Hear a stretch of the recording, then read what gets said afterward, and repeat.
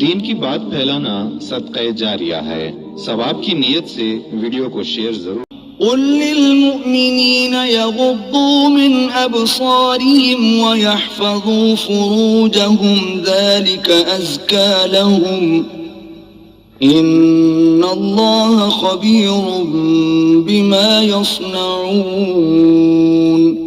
مومن مردوں سے کہہ دو کہ اپنی نظریں نیچی رکھا کریں اور اپنی شرمگاہوں کی حفاظت کیا کریں، یہ ان کے لیے بڑی پاکیزگی کی بات ہے، اور جو کام یہ کرتے ہیں اللہ ان سے خبردار ہے. وَقُلْ لِلْمُؤْمِنَاتِ يَغْضُضْنَ مِنْ أَبْصَارِهِنَّ وَيَحْفَظْنَ فُرُوجَهُنَّ وَلَا يُبْدِينَ زِينَتَهُنَّ إِلَّا مَا ظَهَرَ مِنْهَا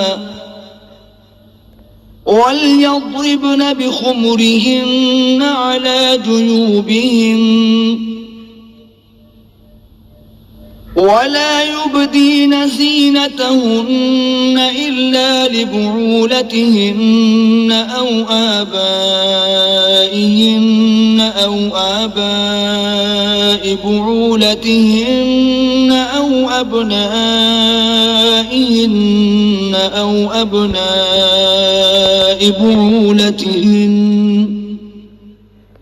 أو إخوانهن أو بني إخوانهن أو بني أخواتهن أو نسائهن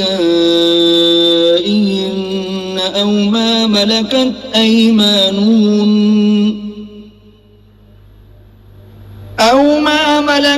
أيمانهن أو التابعين غير أولي الإربة من الرجال أو الطفل الذين لم يظهروا على عورات النساء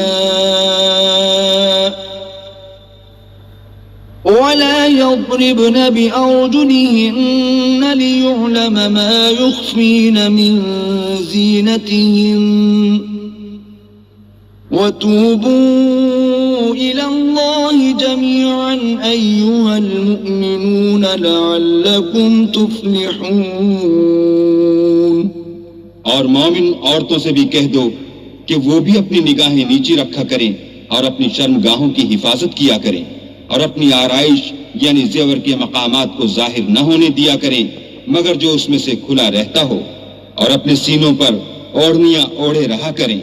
اور اپنے خامند اور باپ اور خسر اور بیٹوں اور خامد کے بیٹوں اور بھائیوں اور بھتیجوں اور بھانجوں اور اپنی ہی قسم کی عورتوں اور لونڈی غلاموں کے سوا